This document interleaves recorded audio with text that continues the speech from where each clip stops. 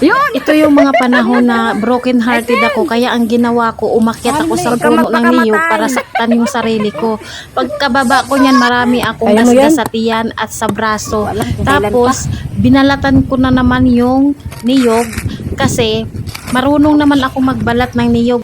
Pag probinsyana ka, Yan po ang mga bata. kahit saan ka makarating na Batang lugar, gubat. bansa, basta pag probinsyana ka, hindi mo makakalimutan yung ganyan na Ganda ng magbabalat ka ng niyog, aakyat sa puno At ng ito po, niyog. may magandang dilag. Ako kasi yung babae na Bukas. hindi maarte. Dilag talaga. Madami kami niya na namundo kasama ang mga bata.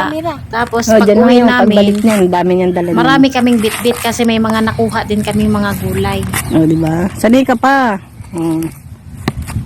Pagka kahit matagal ka ng ano, basta pag probinsyana ka, talagang madali ka na lang magbukas ng ganyan.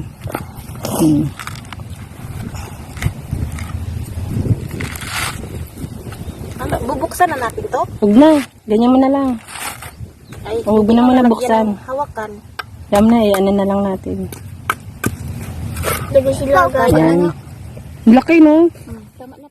At ayan, nanungkit na rin ako ng abana. Ayan. At umakyat na rin sa puno ng langka.